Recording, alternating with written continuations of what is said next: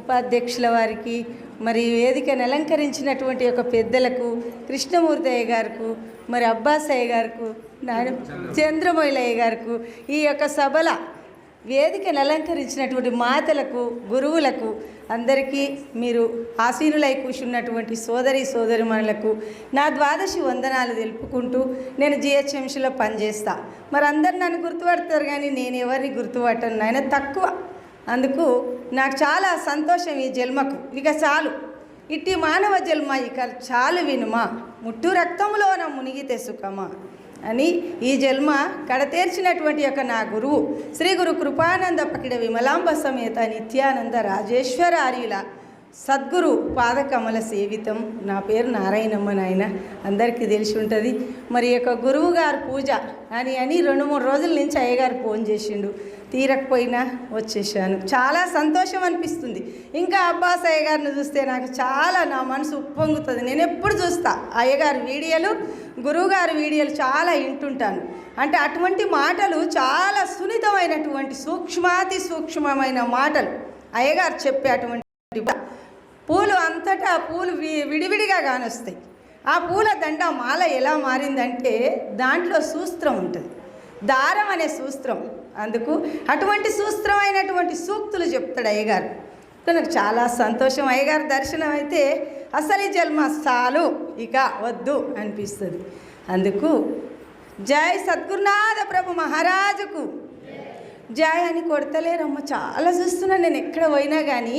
మన గాత్రం ఎందుకు ఇచ్చిర్రు? ఎవరికి ఉంది? 84 లక్షల ఈ జీవోపాధులు అయ్యింది. ఎవరికన్నా ఇచ్చిండా ఈ టోను? గురుమూర్తి ఇచ్చిండా?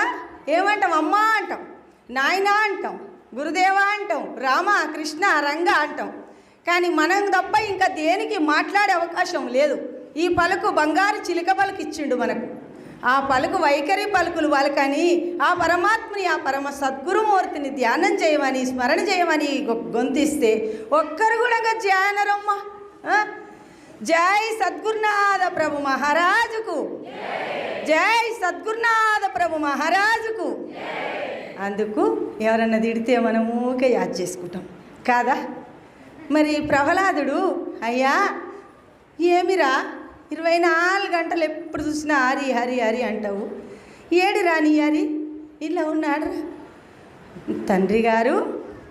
నా హరి ఇందుగలడు అందు లేడని సందేహము వలదు, సర్వోపగతుండు చక్రి నా హరి ఎందెందు వెతికినా అందందే కలడు తండ్రి గారు అని సంబోధించిండు. మరి హిరణ్యకశిపుడే చాలా హరిని స్తుతించిండు, హరినామ స్మరణ చేసిండు. ఈ ప్రహ్లాదు కంటే ఎక్కువ చేసిండు, పగతోటి చేసిండు. అందుకు ఆయనకు పగ అని తెలియదు, ఈర్ష్య అని తెలియదు. కానీ ఆ కోపంతో చేసిన హరినామ స్మరణ చేసుకుంటూనే వెళ్ళిపోయిండు. అందుకు గురు చరణ జలము గోదావరి అని, గురుమూర్తి రామభద్రుండని, తత్పురము భద్రాచలమని, గురుమంత్రమే తారకమని గురిగలిగి నాటి, తిరిగి రాని మరిగరిగి నాటి, ఈ నరుడున్న చోటే సుందర శేషగిరి భద్ర, నరుడున్న చోటే సుందర శేషగిరి భద్ర. ఏ నరుడు? ఏ నరుడు? ఈ గురుమూర్తి, ఈ గురువులు, ఈ గురుమూర్తులు వాళ్ళున్న స్థలమే సుందర శేష గిరిభద్ర. ఈ నరుడున్న చోటే సుందర శేష గిరిభద్ర, గిరిరంగనాయక పురమానాదగియుండు గురిగలిగి నాటి, తిరిగి రాని మరిగరిగి నాటి. ఆ సద్గురుమూర్తి యొక్క ఎక్కడైతే ఉంటాడో ఆ గురుమూర్తి, గురుచరణ జలము గోదావరి. గురువుగారికి రాగానే ఆ యొక్క పాదకమలాలు, ఆయన పాదాలు సేవించి నీళ్ళతోటి ఏ గంగతోటి అయితే కడుగుతామో అదే గోదావరి నది. మనము ఏం చేయాలంటే గురువుగారు పాదములు కడిగి, ఆ పాదపద్మములు కడిగి స్వీకరించాలి. ఆ గురుచరణ జలము గోదావరి నది. గురుమూర్తి ఎక్కడున్నా రామభద్రుండు, శ్రీరాముడు కాదు, రామభద్రుండు సద్గురుమూర్తి. అటువంటిది గురుమంత్రమే తారకం. ఆ యొక్క కాశీలో చనిపోయినటువంటి వారికి ఏమి దిక్కు లేక ఇక ఏముంది నాయన ఎక్కడుంటే నేను కాశీలో పోయి ఈ పరం చెందుతా అని చాలామంది పోతారు. ఇక్కడ అయితే బాగుండదు, నేను స్వర్గాధిగతుడని కాను, మళ్ళీ జన్మ వస్తుందంట, కాశీలో చనిపోతే నాకు బాగుంటుందంట అని వెళ్ళిపోయి అక్కడ కాశీలో గతించేటువంటి వాళ్ళు చాలామంది ఉంటారు. అయితే అక్కడ కాశీలో చనిపోయినటువంటి వాళ్ళకు పోయినాక ఈ శవానికి, ఈ ఉట్టిదానికి, ఏమీ లేని దానికి అక్కడ ఉపదేశం చేస్తే పడుతుందా? పట్టదు. అందుకే గురుమూర్తి ఇప్పుడే ఇక్కడే తారకోపదేశం చేస్తాడు మనకు కుడికరణమునందు. అయ్యా ఇక నీకు జన్మ లేదు బిడ్డ అని చేస్తాడు, జన్మరహితం కొడుక అని చేస్తాడు. గురుమూర్తి తారకోపదేశం చేసి, గురుమంత్రమే తారకం, గురుచరణ జలము గోదావరి అని గురుమూర్తి రామభద్రుండు, గురుమంత్రమే తారకము.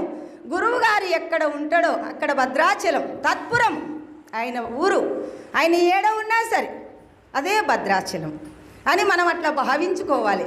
ఓహో, ఆ రామభద్రుడు ఆ భద్రాచలం కాడనే పోయినాం కదా, అక్షయ వటవృక్షం నా గురువు యొక్క స్థానము, నా గురువుగారి యొక్క సన్నిధానం అని అలా భావించుకోవాలి. నాకైతే చదువు సందేహం చెప్పంగా ఇన్న మాటలే, ఏమైనా తప్పులుంటే పెద్దలు మహాత్ములు క్షమించగలరని కోరుకుంటున్నాను. ఆయన ఈ అవకాశం ఇచ్చినటువంటి పెద్దలకు మరి నా ద్వాదశి వందనాలు చెప్పుకుంటూ వాళ్ళకు శిరసు వంచి నమస్కారం చేస్తూ రుణపడి ఉంటాను ఆయన నేను. అందుకు జై సద్గురునాథ ప్రభు మహారాజుకు, జై సద్గురునాథ ప్రభు మహారాజుకు.